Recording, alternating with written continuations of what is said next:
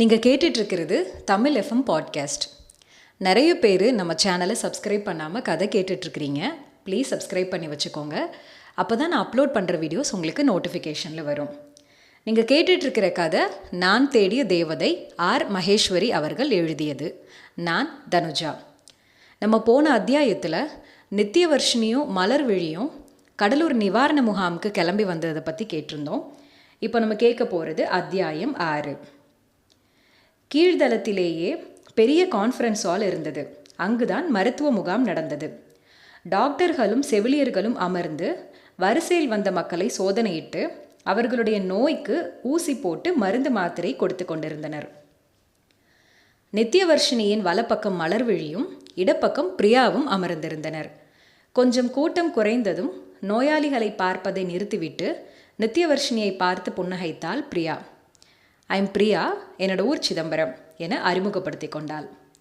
I'm நித்தியவர்ஷினி, என்னோட ஊர் கோயம்புத்தூர் என தானும் அறிமுகப்படுத்தி கொண்டாள் நித்தியவர்ஷினி. வாங்கம்மா, உடம்புக்கு என்ன செய்யுது என நோயாளியை கேட்டாலும் பிரியாவின் கவனமெல்லாம் பார்வையெல்லாம் வாயிலேயே இருந்தது. அதை கண்ட நித்தியவர்ஷினி, பிரியா, உங்கள் கவனமெல்லாம் வரும் நோயாளிகள் மேல் இல்லை, அடிக்கடி வாயிலேயே பார்க்குறீங்க. யாரை நீங்கள் எதிர்பார்க்குறீங்க? யாரையாவது பார்க்க வேண்டுமென்றாலும் போய் பார்த்து விட்டு வாங்க பிரியா. வேலையை அப்புறம் பார்க்கலாம். கவனக்குறைவாக மாற்றி ட்ரீட்மெண்ட் கொடுத்துடாதீங்க. பிரியா வெலவெலத்து போனாள். யாரை எதிர்பார்க்குறீங்க? சும்மா சொல்லுங்க என நித்தியவர்ஷினி விடாமல் கேட்கவும், மிஸ்டர் ஆனந்த இனியனைத்தான் எதிர்பார்க்கிறேன். இந்நேரமெல்லாம் அவர் வந்து விடுவார். மணி 12 ஆகப் போகிறது, இன்னும் வரவில்லையே என தயங்கி தயங்கி கூறவும், அவரை உங்களுக்கு முதலிலேயே தெரியுமா என ஆச்சரியத்துடன் நித்தியவர்ஷினி கேட்கவும், தெரியும் என்றாள் பிரியா. உங்க உறவா? இல்லை, ஆனால் உறவாக விரும்புகிறேன். புரியவில்லையே. அவர் ஜாதகம் என் வீட்டுக்கு தரகர் மூலமாக வந்தது. ஜாதகமும் பொருந்தி இருந்தது. அவர் எனக்கு ரொம்பவே பிடிச்சிருந்தது. ஆனால் அவர் என்னை நிராகரித்து விட்டதாக தகவல் வர ரொம்ப கஷ்டப்பட்டுட்டேன். அவர் பள்ளிக்கே மருத்துவ சேவைக்காக நான் வருவேன் என்று நினைக்கவில்லை. அவரை பார்த்ததும் ரொம்ப சந்தோஷமாகி விட்டேன் என்றவளின் வார்த்தைகளில் சந்தோஷம் இருந்தாலும் வலி இருப்பதை உணர்ந்தாள் நித்தியவர்ஷினி. நீங்கள் அழகியாகத்தான் இருக்கிறீர்கள். உங்களை அவர் எப்படி நிராகரிக்கலாம்? இதில் நீங்கள் டாக்டராய் பணிபுரிபவர்.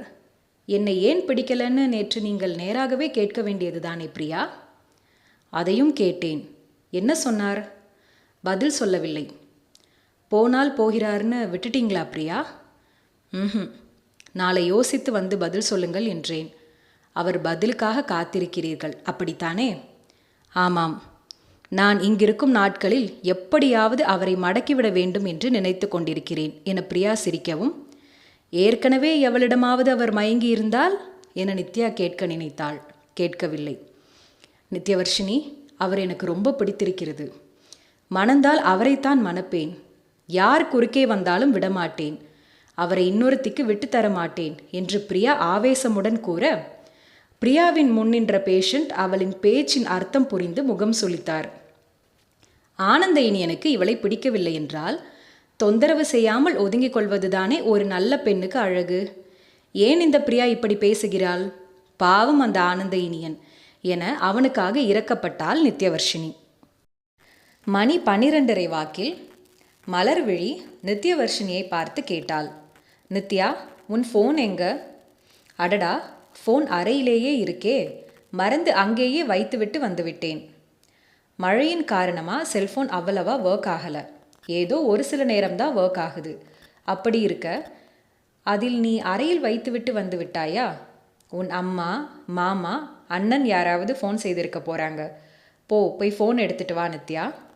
மலர்விழி சொல்லவும் பார்த்து கொண்டிருந்த பேஷண்ட்டுக்கு வைத்தியம் செய்துவிட்டு எழுந்தாள். மாடி அறைக்கு போனால் ஃபோனை எடுத்து பார்க்க அம்மா, அண்ணா, மாமா மூவரும் ஃபோன் செய்திருந்தனர்.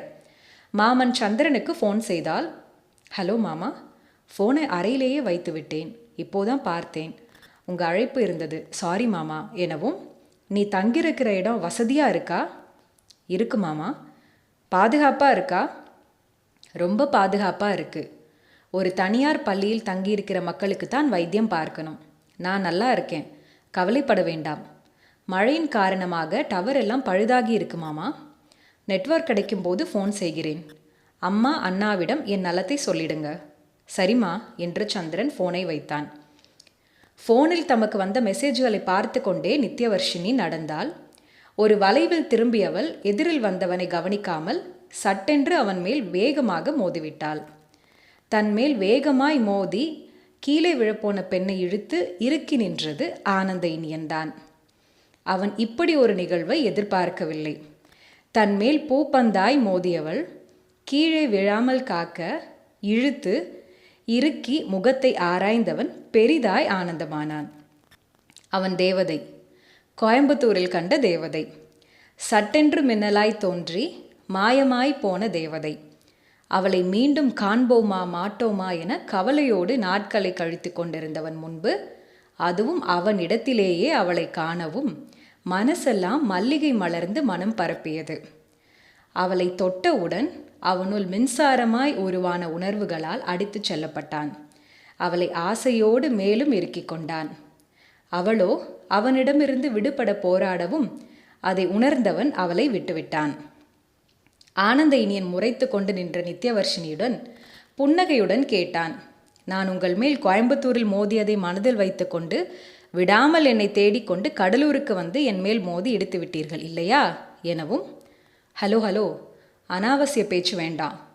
இவர் பெரிய மன்மதன். இவர் அழகில் மயங்கி இவரை மறக்க முடியாமல் கடலூருக்கே தேடிக்கொண்டு வந்து இடித்து விட்டேன் என கேலியாய் கூறி, ஏன் நான் அழகன் இல்லையா, மன்மதன் இல்லையா? நிறைய பேர் என்னை அழகன் என்றும் மன்மதனும் என்றும் தானே சொல்கிறார்கள் என கூறி சிரிக்கவும், ரொம்பதான் கர்வம் என தோளில் முகத்தை இடித்தாள்.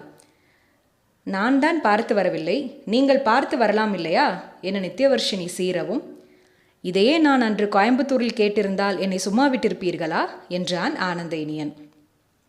நித்யவர்ஷினி அன்றைய நினைவை ஞாபகப்படுத்த தன் தவறு புரிந்தது. கோபத்தை விட்டுவிட்டாள். சாரி என மன்னிப்பு கேட்டாள். பின் நகருங்க, நான் வேலை பார்க்க வேண்டும் என்றாள். என்ன வேலை கேட்டான். இந்த முகாமில் தங்கியிருக்கும் மக்களுக்கு வைத்தியம் செய்ய வந்திருக்கிறேன். நீங்கள் டாக்டரா? ஆமாம், நீங்கள்? இந்த முகாமை பார்வையிட வந்திருக்கிறேன் எனவும், நீங்கள் என்ன பெரிய கலெக்டரா என துடுக்குத்தனமாய் கேட்கவும், நான் கலெக்டர் இல்லை, ஆனால் இது என் பள்ளி, இவர்கள் என் மக்கள், இவர்களின் நலம் விசாரிக்கவும் உணவு உறைவிடம் பற்றி கேட்டு போகவும் வந்தேன் எனவும் சாரி என்றாள் நித்யவர்ஷினி.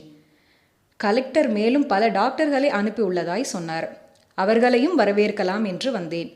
தங்கள் வரவு நல்வரவாகட்டும் டாக்டர் என கூறி அழகாய் ஆனந்த இனியன் சிரித்தான்.